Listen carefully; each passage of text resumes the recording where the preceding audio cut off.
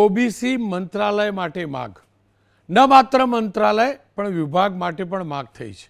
એટલે કે રાજ્ય સરકારમાં એક ઓબીસી વિભાગ બને જેના મંત્રી હોય, એ જ રીતે કેન્દ્ર સરકારમાં ઓબીસી મંત્રાલય બને જેના મંત્રી હોય.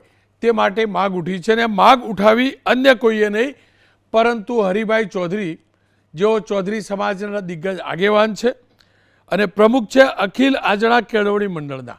હરિભાઈએ પ્રધાનમંત્રીને પત્ર લખ્યો છે અને પત્રમાં એક વિનંતી કરી છે.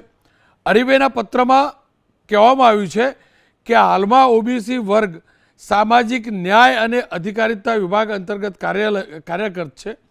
ઓબીસી જ્ઞાતિને વસ્તીના પ્રમાણમાં યોગ્ય બજેટ ફાળવવામાં આવતું નથી.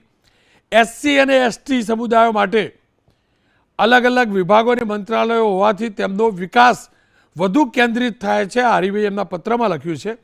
સાથે એ પણ લખ્યું છે કે ઓબીસી વર્ગ માટે આવી કોઈ વ્યવસ્થા નથી. વધુમાં રજૂઆત કરતાં તેમને એમ પણ લખ્યું છે કે 2011ની વસ્તી ગણતરી મુજબ અનુસૂચિત જાતિની વસ્તી 15% અને અનુસૂચિત જનજાતિની વસ્તી અંદાજે 7 થી 8% હતી. એટલે કે એસસી 15% અને એસટી 7 થી 8% છે. જેની સરખામણીએ વિવિધ અંદાજો મુજબ ઓબીસી સમાજની વસ્તી 50%થી વધુ હોવા છતાં પણ તેમના માટે કોઈ અલગ મંત્રાલય નથી. આ તફાવતને દૂર કરવાનો હવાલો આપીને હરિભાઈએ પત્રમાં આગ્રહ કર્યો છે કે 2027ની વસ્તી ગણતરીમાં જાતિ આધારિત વસ્તી ગણતરી કરવી, જેથી ઓબીસી સમાજ માટે સચોટ ડેટા મળે અને તે મુજબની નીતિ ઘડી શકાય. આ હરિભાઈ ચૌધરીએ પત્ર લખ્યો છે. હરિભાઈની મુખ્ય માગો ઉપર નજર કરી લઈએ તો તેમની માગ મુખ્ય એ છે કે ઓબીસી માટે અલગ વિભાગ મંત્રાલયની સ્થાપના કરવામાં આવે. 2027ની જનગણનામાં જાતિ આધારિત ગણતરીનો સમાવેશ કરવામાં આવે. ઓબીસી સમાજની વસ્તી પ્રમાણે યોગ્ય બજેટની ફાળવણી અને વિકાસ યોજનાઓ અમલમાં મૂકવામાં આવે. રાષ્ટ્રીય તથા રાજ્ય સ્તરે ઓબીસી સમાજના પ્રતિનિધિત્વ અને કલ્યાણ વ્યવસ્થાને મજબૂત બનાવવામાં આવે. એ હકીકત છે કે ઓબીસી સમાજ સૌથી મોટો સમાજ છે. અનેક જ્ઞાતિઓ દેશ અને પ્રદેશમાં ઓબીસી સમાજ સાથે જોડાયેલી છે, એટલે ઓબીસી સમાજ અંતર્ગત આવે છે. એ પણ હકીકત છે કે સમાજ કલ્યાણ વિભાગ છે. એ પણ હકીકત છે કે અનુસૂચિત જનજાતિ માટે આપણા ગુજરાતની અંદર વિભાગ પણ છે અને તેના મંત્રી પણ છે. આ મુદ્દો કેમ ઉદ્ભવ્યો, કેટલો શક્ય છે ટેકનિકલી, તેની દૂરોગામી અસર શું હોઈ શકે, એની ચર્ચા કરવા માટે હરિભાઈ ચૌધરી મારી સાથે જોડાયા છે. કેજી વણઝારા સાહેબ જોડાયા છે, પૂર્વ સચિવ છે ગુજરાત સરકારમાં. રાજેન્દ્રભાઈ રાવલ રાજકીય વિશ્લેષક છે. હરિભાઈ, આપનાથી જ વાતની શરૂઆત કરવી છે. તમને કેમ લાગે છે કે એક મંત્રાલયની જરૂર છે, જ્યારે સમાજ કલ્યાણ મંત્રાલય તો ઓલરેડી છે, જે ઓબીસી સમાજ સહિતના સમાજના હક અને હિતોનું રક્ષણ કરતું હોય છે? નમસ્કાર રોનકભાઈ. સૌપ્રથમ તો આપણા બંને પનોરા પુત્ર માન્ય નરેન્દ્રભાઈ મોદી અને અમિતભાઈ શાહ, જેમને રાષ્ટ્રીય પછાત વર્ગ આયોગને બંધારણીય દરજ્જો આપ્યો, એટલે ઓબીસી વતી ફરી એમને હું ખાસ અભિનંદન અને ખૂબ આભાર માનું છું. આપે કહ્યું કે અન્ય પછાત વર્ગો ઓબીસી માટે અલગ વિભાગની રચના કેમ હોવી જોઈએ. આપે તમારી વાતમાં ભાઈ લીધું કે આ સમાજ કલ્યાણ વિભાગ અત્યારે હાલ જે સામાજિક અને સશક્તિકરણ મંત્રાલય છે એની અંદર અનેક કોમો, એટલે ગુજરાતની ગણીએ તો 80% કોમ, એસસી, ઓબીસી, વિમુક્ત જાતિ, વિચરતી જાતિ, અર્ધજાતિ, આ બધી જાતિઓનો સરવાળો ભેગો હોય છે. એટલે એ બધા સમુદાય ભેગા હોવાના કારણે કોઈને એમને પણ એટલો જોઈએ એટલો ન્યાય નથી મળતો, ઓબીસીને પણ એટલો જોઈએ એટલો ન્યાય નથી મળતો. ભારતની અંદર 50% ઉપર ઓબીસીની વસ્તી છે. એ કેન્દ્રની અને રાજ્યોની અંદર જુદા જુદા પ્રકારે જુદી જુદી હોવા છતાં એનો અલગ આજની તારીખમાં કોઈ અલગ મંત્રાલય નથી. આદિજાતિ બાબતોનો વિભાગ અલગ છે, ઘણી જગ્યાએ માઇનોરિટીનો વિભાગ અલગ છે, પણ ઓબીસીની આવતી વસ્તી માટે એનો અલગ વિભાગ છે નહીં. એટલે એ રીતે એને જેટલો જોઈએ એટલો ન્યાય મળતો નથી, માટે આ માગણી કરેલ છે. વાત સાચી, પણ પછી જો દરેક જ્ઞાતિ કે દરેક સમુદાય જો અલગ અલગ મંત્રાલય ડિમાન્ડ કરે તો પછી હરિભાઈ આપણે જે વાત કરી છે જ્ઞાતિવાદથી પર આવીએ, એ વાત ક્યાં જશે મને કહો? સાહેબ, આ જ્ઞાતિવાદ નથી, આ ઓબીસીનો એક વર્ગ જ છે આખો. સ્પેશિયલી એ વર્ગની બાબત જ છે અને સરકારે માન્ય કરેલો છે. આની અંદર કંઈ એ બધા અભ્યાસ કરે, માનો કે NCBC હોય કે અહીંયા જે કમિશનો હોય છે એ કમિશનના માર્ગદર્શન છે જે તે વર્ગીકરણ કરવામાં આવેલું છે. આમાં એક્સ કે વાય ને અહીં માનો કે ગુજરાતની અંદર આપણે ત્યાં 146 જ્ઞાતિઓ છે, તો 146 જ્ઞાતિઓની વાત આવે કે એટલા વ્યક્તિ અમે અહીંયા કોઈ સમાજ વિરુદ્ધમાં અથવા તો કોઈ પાર્ટી વિરુદ્ધમાં અથવા તો બીજા કોઈમાં અમારો લક્ષ્ય નથી. અમારું લક્ષ્ય એક જ છે કે જેટલા સરળીકરણ સરકારને કરવું છે તો મંત્રાલય વધારે છે એમ સરળીકરણ વધારે થાય છે.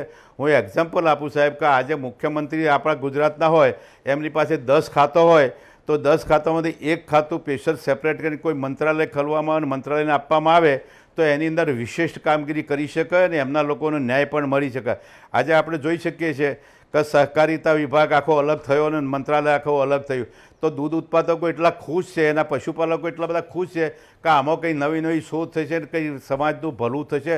જે પણ વર્ગ આવતો હોય એમાં કોઈ વર્ગ વિગ્રહ અથવા બીજો આમાં પ્રશ્ન આવતો નથી સાહેબ. નહીં, આપ જે સહકાર વિભાગની વાત કરો છો, સહકાર તો એક આખું ક્ષેત્ર છે હરિભાઈ, સહકાર આખું ક્ષેત્ર છે. અને તમે જે વાત કરો છો OBC હોય, SC હોય કે ST હોય, એ અલગ અલગ જ્ઞાતિ કે સમુદાય છે, જ્ઞાતિથી બનેલા સમુદાય છે. કાલ ઉઠીને સવર્ણો એમ કહે છે કે અમારે સવર્ણો માટે અલગ વિભાગ બનાવો, જનરલ માટે અલગ વિભાગ બનાવો, એ પણ તો શરૂ થશે ને હરિભાઈ. હું એ પરિપ્રેક્ષમાં પૂછું છું. આ OBC વર્ગ પછાતનું છે, એના માટે સરકાર કામગીરી કરી જ રહી છે. એટલા માટે એની માંગણી કરી, કારણ કે 146 જ્ઞાતિઓ હોય છે અને એની અંદર જે વર્ગીકરણ હોય, માનો કે બજેટ આવતું હોય, બજેટ સરકાર તરફથી માનો કે લાગતું હોય કે અમે પૂરું ફાળવીએ છીએ, બરાબર છે, પણ છેલ્લા માણસ સુધી પહોંચી શકતું નથી ક્યાંક ના ક્યાંક. જે બધી સમાજના જે સમૂહની એક જ જે સરકારની અંદર એક જ મંત્રાલય છે એનો વિભાજનની વાત છે. આની અંદર બીજા કોઈ પ્રશ્નોની વાત નથી, વિભાજન થવું જોઈએ. એટલા માટે વધુમાં શું થાય, 2027 વસ્તી ગણતરી થાય એના પછી અત્યારથી આયોજન કરવામાં આવે તો ભવિષ્યની અંદર આને પણ અનુકરણ પ્રમાણે એમના પ્રતિનિધિત્વ પણ મળી શકે. માનો 27% અનામત વર્ષોથી ચાલતું તાર અત્યારે મળ્યું બધામાં, બરાબર છે. કોઈ સરકારે યોગ્ય રીતે એનું માર્ગદર્શન આપીને એને યોગ્ય ગાઈડલાઇન્સ પ્રમાણે એનું ચૂંટણી પણ કરી. એવી જ રીતે 2036ની અંદર ક્યાંક જરૂરિયાત પર ડિમાન્ડ થાય તો એની અંદર પ્રતિનિધિ પણ OBCના પ્રમાણમાં મળવું જોઈએ. એમાં એ માગવું એ પણ કંઈ ખોટી વાત નથી. એના અલગ મંત્રાલય હોય તો જ આ થઈ શકે. એમ વણજારા સાહેબ મારી સાથે જોડાયા છે. હરિભાઈ જુઓ, વણજારા સાહેબ બંધારણના ઘણો અભ્યાસ કરવાવાળા વ્યક્તિ છે, સમાજશાસ્ત્ર સાથે જોડાયેલા વ્યક્તિ છે અને આ જ વિભાગમાં સચિવ પણ હતા. વણજારા સાહેબ, આખી જે માગ છે, જે ડિમાન્ડ છે, આપે પણ પત્ર વાંચ્યો હશે. ટેકનિકલી બંધારણીય રીતે કેટલું શક્ય છે અને તેની રાજકીય અસર શું પડી શકે? રોનકભાઈ, આમાં કોઈ પણ સરકાર, એ કેન્દ્ર સરકાર હોય કે રાજ્ય સરકાર હોય, કોઈ પણ અલગ મંત્રાલય શરૂ કરવું એમાં સાહેબ કોન્સ્ટિટ્યુશન કે બંધારણ પિક્ચરમાં આવતું નથી. મુદ્દો એટલો જ છે કે શેડ્યુલ કાસ્ટ અને શેડ્યુલ ટ્રાઇબના બે ડિપાર્ટમેન્ટ અલગ છે સાહેબ. 1999 સુધી અટલજીનો બીજો ટર્મ હતો, એ વખતે સોશિયલ વેલફેર ડિપાર્ટમેન્ટ હતું અને એ વખતે શેડ્યુલ કાસ્ટ અને શેડ્યુલ ટ્રાઇબનું વેલફેરની કાર્યવાહી ભેગી થતી હતી સાહેબ. એ વખતે અટલજીને એમ લાગ્યું કે ટ્રાઇબલ એફેર્સ ઉપર ધ્યાન આપી શકાય, એટલા માટે એમને સોશિયલ વેલફેરમાંથી શેડ્યુલ કાસ્ટ અલગ પાડી દીધું અને શેડ્યુલ ટ્રાઇબનું અલગ મંત્રાલય ચાલુ કર્યું સાહેબ. એટલે આ બહુ મોટી વાત નથી સાહેબ. બીજી આપને વાત કરું કે હરિભાઈ ચૌધરી જે મુદ્દો ઉપસ્થિત કર્યો છે, આ મુદ્દો સાહેબ કોઈ નવો નથી. આ મુદ્દો વર્ષોથી ચાલે છે, અવારનવાર આ મુદ્દો ઉપસ્થિત કરવામાં આવે છે. સૌ પ્રથમ તો મંડલ કમિશનની જે ભલામણો થઈ સાહેબ, 1980માં મંડલ કમિશને રિપોર્ટ રજૂ કર્યો હતો. એ વખતની આપણી જે સરકાર હતી, મોરારજી દેસાઈની સરકાર વખતે, એ રિપોર્ટમાં જ લખ્યું છે, એ વખતે જે જાતિઓ નક્કી કરી કે આ જાતિઓ માટે એમને જે ભલામણો કરી રિઝર્વેશનની ફલાણી સાથે સાથે એ પણ ભલામણ કરી હતી કે આ જાતિઓના વેલફેર માટે અલગ ડિપાર્ટમેન્ટ, અલગ મિનિસ્ટ્રી બનાવવી. હવે સાહેબ બીજું વસ્તુ આપણે કહું, AR બક્ષી કમિશનનો રિપોર્ટ જે છે, જે આપણી 146 જાતિઓ માટે જે રજૂ થયો હતો 1976ની અંદર, AR બક્ષી કમિશન એના ચેરમેન હતા. એમને પણ ગુજરાત સરકારને ભલામણ કરી હતી કે આ જાતિઓ માટે તમારે અલગ બોર્ડ બનાવવું, અને અલગ તંત્ર ઊભું કરવું, એટલે અલગ મંત્રાલયનો શબ્દ નહોતો વાપર્યો પણ અલગ તંત્ર ઊભું કર્યો શબ્દ વાપર્યો હતો. મંડળ કમિશને તો અલગ મંત્રાલય અને અલગ મિનિસ્ટ્રી ઊભી કરવી એવી સ્પષ્ટ ભલામણ કરી છે. અને ઇન્દિરા શાહની જે જજમેન્ટ છે એમાં આ મંડળ કમિશનની ભલામણો ચેલેન્જ થઈ હતી અને ઇન્દિરા શાહની જજમેન્ટ જે સુપ્રીમ કોર્ટનું છે એને મંડળ કમિશનની ભલામણો શરતો સાથે સ્વીકારી હતી સાહેબ. એટલે આ માંગણી એ આપણી સુપ્રીમ કોર્ટે પણ સ્વીકારી કહેવાય સાહેબ. એટલે આ કંઈ બહુ મોટી વસ્તુ નથી. અને સાહેબ બીજું આપને કહું કે આ ભારત સરકારની જે સંસદ જે છે પાર્લામેન્ટ છે એની ઓબીસી વેલફેર કમિટી હોય છે અને એમાં 15 સંસદ સભ્યો હોય છે, એમાં બધા પક્ષોના સંસદ સભ્યો હોય છે. આવી સમિતિ સમક્ષ એક વખત હું પણ સાહેબ દિલ્હી ગયો હતો ગુજરાત સરકારના પ્રતિનિધિ તરીકે, એડિશનલ સેક્રેટરી તરીકે. આ પાર્લામેન્ટરી કમિટી જે છે ઓબીસી વેલફેરની એને પણ ભારત સરકારને વારંવાર રજૂઆત કરી છે કે ભાઈ તમારે આનું અલગ મંત્રાલય બનાવવું, અલગ મિનિસ્ટ્રી અને અલગ ડિપાર્ટમેન્ટ બનાવવું. હવે આનો આશય એટલો જ છે સાહેબ કે એના પર ફોકસ્ડ એટેન્શન થઈ શકે. જેમ શેડ્યુલ કાસ્ટના વેલફેર ઉપર એના ઉપર ધ્યાન કેન્દ્રિત થાય એટલે વેલફેર સ્કીમો ઉપર એટલે એ છે. એટલે એમાં સાહેબ કંઈ ઇલીગલ કે એવું નથી. પણ બીજી જે વાત સાહેબ કરી છે હરિભાઈએ, આ વાત સાથે હું હરિભાઈ સંમત છું. પણ ધારો કે આજની તારીખે શેડ્યુલ કાસ્ટની 7% વસ્તી ગુજરાતમાં છે, એના માટે ટોટલ બજેટના 7% જેટલું અલગ બજેટ મૂકવામાં આવે છે. શેડ્યુલ ટ્રાઇબની વસ્તી ગુજરાતની અંદર 15-16% છે, એટલે એની વસ્તી જેટલું બજેટ મૂકવામાં આવે છે ટ્રાઇબલ એરિયા સપ્લાનમાં. પણ ઓબીસી માટે જો 50% બજેટ જો એના વેલફેર માટે અલગ કરીએ તો બાકી પાછળ કશું વેલફેર સ્કીમ માટે કે વિકાસ માટે પછી થોડી મુશ્કેલી થાય સાહેબ. એટલે હાલ જે બજેટનું પ્રોવિઝન જે ઓબીસી માટે કે એસસીબીસી માટે છે બહુ ઓછું છે, એમાં વધારો થઈ શકે સાહેબ. પણ એના વસ્તીના પ્રમાણમાં એનું બજેટ અપાય તો ગુજરાત સરકારનું તંત્ર ચલાવવું મુશ્કેલ થઈ જાય સાહેબ. એટલે આ 3 વસ્તુનો ધ્યાનમાં રાખી અને મારે એટલું જ કહેવું છે કે આ તો જૂની માંગણી છે, બધાએ માંગણી કરી છે અને વારંવાર સાહેબ ઊભી થાય છે. એટલે આ કાયદેસર છે, વ્યવહારુ છે, સરકારે કરવું જોઈએ અને સરકાર વખત કરે છે. જેમ ક્યારેક આપણો નેશનલ ઓબીસી કમિશને 102માં બંધારણીય સુધારથી દરજ્જો આપ્યો, એમાં તો બંધારણમાં સુધારો કરવાની જરૂર નથી. સરકાર એક નોટિફિકેશન બહાર પાડીને કહી શકે કે ભાઈ ઓબીસી વેલફેર ડિપાર્ટમેન્ટ હવેથી અલગ હશે. એટલે ધીસ ઇઝ ફિઝિબલ. અને જ્યાં સુધી 2027થી જે કાસ્ટ સેન્સસ છે એ તો ભારત સરકારે સ્વીકારી લીધું છે સાહેબ. અને કાસ્ટ સેન્સસ પ્રમાણે વસ્તીની ગણતરી 1 જૂનથી શરૂ પણ થવાની છે. એટલે એ કોઈ બહુ મુદ્દો હવે રહ્યો નથી. મારું આટલું કહેવું છે. આપ જોડાયેલા રહેજો. હવે બીજું તમારે કંઈ મને પૂછવું છે, ફરી એકવાર આપની પાસે આવું. ત્યાં સુધી રાજેન્દ્રભાઈ આપની પાસેથી જાણવું છે. રાજેન્દ્રભાઈ, હરિભાઈએ જે માગણી મૂકી છે, બણજારા સાહેબે જે વાત કરી, આપ શું માનો છો? રોનકભાઈ, આ માધવસિંહ સોલંકીની 1985માં જ્યારે ખામ થિયરીવાળી સરકાર આવીને ત્યારથી આ માગણી ચાલુ છે. અને આ કેજી વણજારા સાહેબ જે ખરા ને એ એના માઇન્ડ ઓફ માસ્ટર છે. જાતિઓનું શુદ્ધિકરણ એમના વહીવટની જ્યારે નિયામક હતા બક્ષીપંચના સમાજ કલ્યાણના, ત્યારે આદિવાસી જાતિઓ, બક્ષીપંચની જાતિઓમાં ખરેખર કોણ લાયક છે અને એના ઓરિજિનાલિટી શોધવાનું કામ કેજી વણજારાએ કર્યું છે ગુજરાતમાં. હવે વાત રહી અલગ નિગમની, તો ગુજરાતની આ સરકારનો વિષય છે. આ હરિભાઈ કાગળ લખી દે કે કોઈ જાતિ આંદોલન કરે તો આ શક્ય નથી. ગુજરાતની અંદર મહિલા અને બાળ કલ્યાણ વિભાગ જે ખરો એ સ્વતંત્ર વિભાગ એનો બનાવવામાં, પહેલા આરોગ્ય વિભાગની અંદર રોનકભાઈ આ ડિપાર્ટમેન્ટ હતો.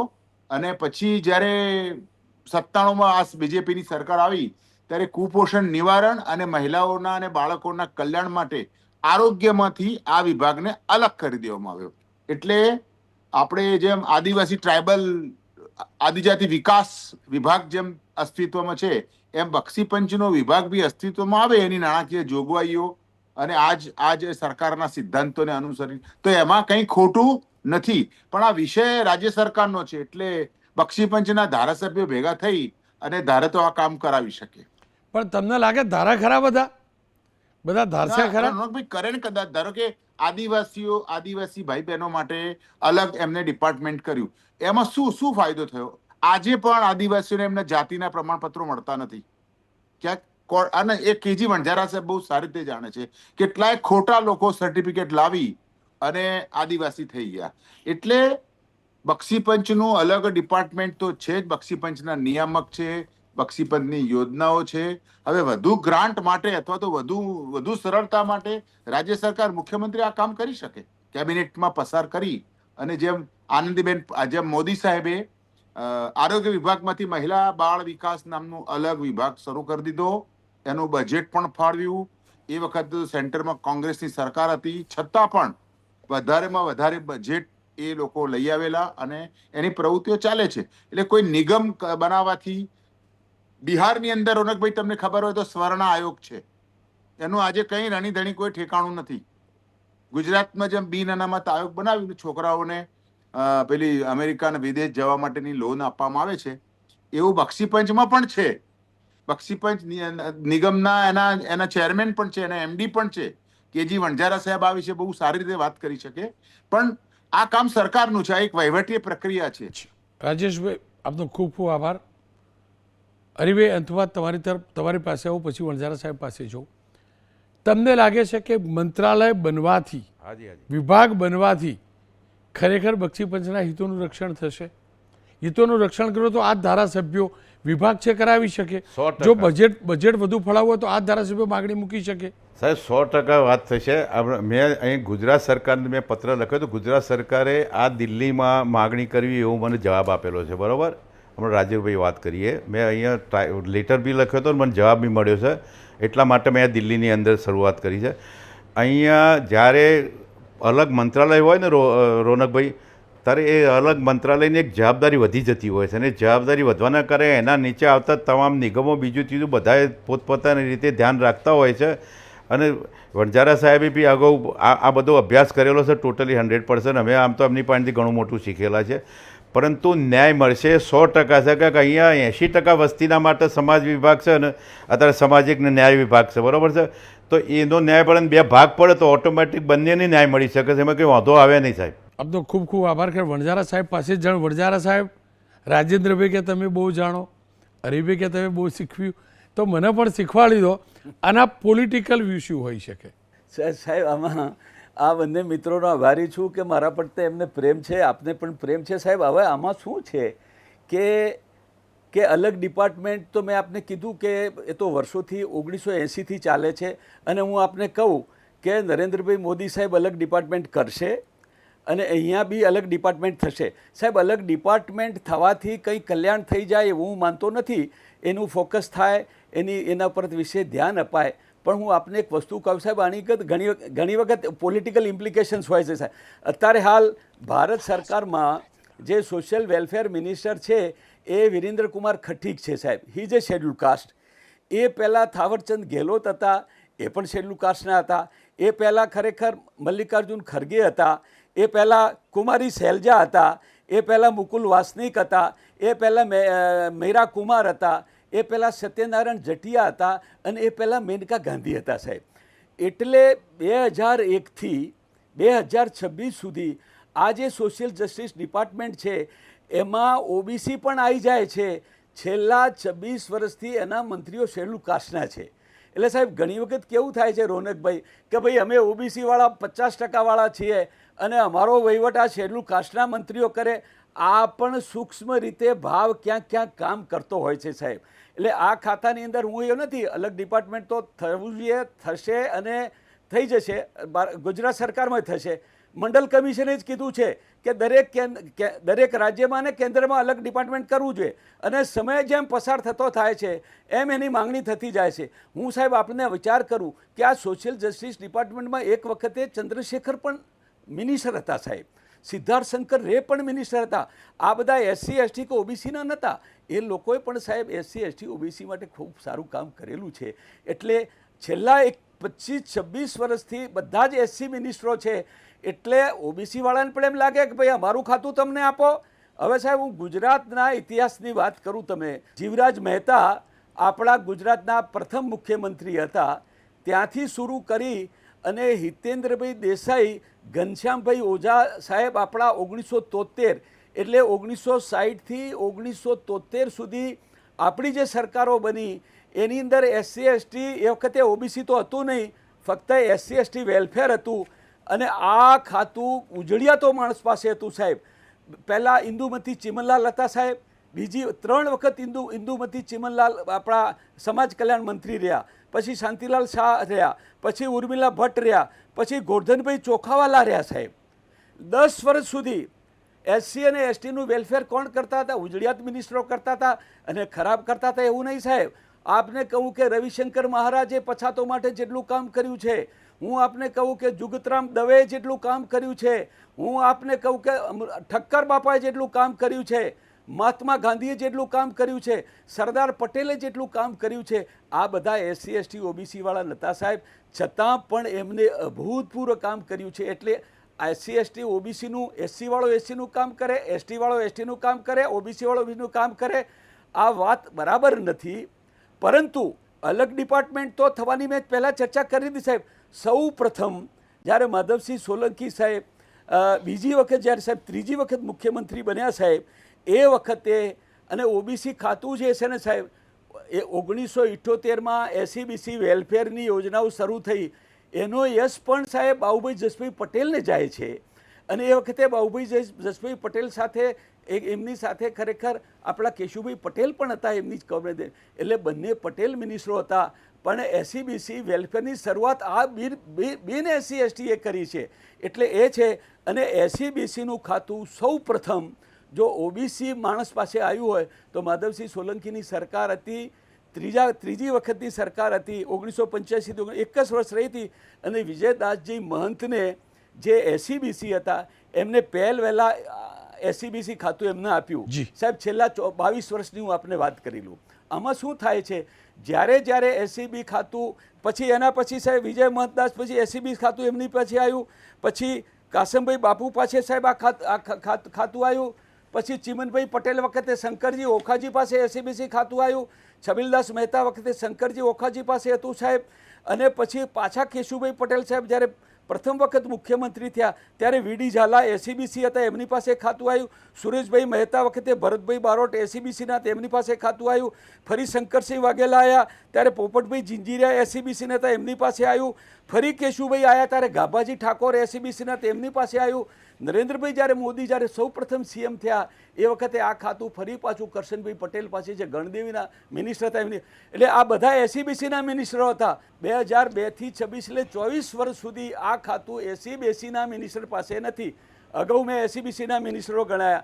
આ 24 વર્ષ દરમિયાન ફકીરભાઈ વાઘેલા દલિત વર્ગમાંથી આવતા હતા, રમણલાલ વાઘેલા દલિત વર્ગમાંથી આવતા હતા, ભાનુભાઈ બાબરિયા દલિત વર્ગમાંથી આવતા હતા, ઈશ્વરભાઈ પરમાર દલિત વર્ગમાંથી આવતા હતા, પ્રદીપસિંહ પરમાર દલિત વર્ગમાંથી આવતા હતા. અને અત્યારે આપણા પ્રદ્યુમ્નભાઈ વાંઝા છે એ દલિત વર્ગમાંથી આવે છે. અને SCBC વેલફેર એમની પાસે છે. એટલે ઘણી વખત SCBના મંત્રીઓને, ધારાસભ્યોને, આગેવાને એવું લાગે છે ભાઈ અમારું ખાતું અમારી પાસે હોવું જોઈએ. હરિભાઈ ચૌધરીનો ભાવ એવો છે હું નથી કરતો, હું જનરલ વાત કરી રહ્યો છું.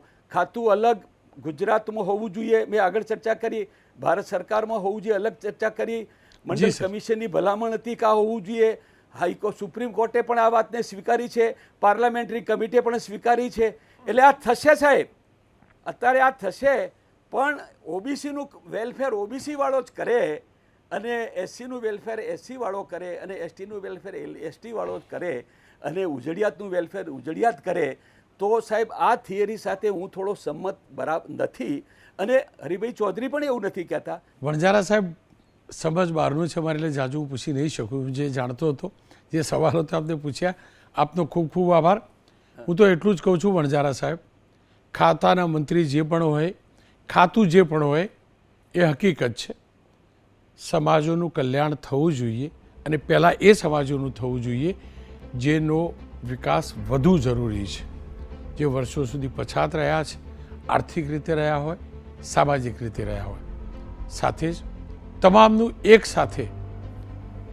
સાથે વિકાસ થાય, સર્વાંગી વિકાસ થાય તો જ મારું ગુજરાત ઉત્તમ ગુજરાત બને. અને ઉત્તમ એટલે કે શ્રેષ્ઠ ગુજરાત બનવા માટે તમામે એક થવાની જરૂર છે. સરકારના આધીન છે મંત્રાલય બનાવવાનું.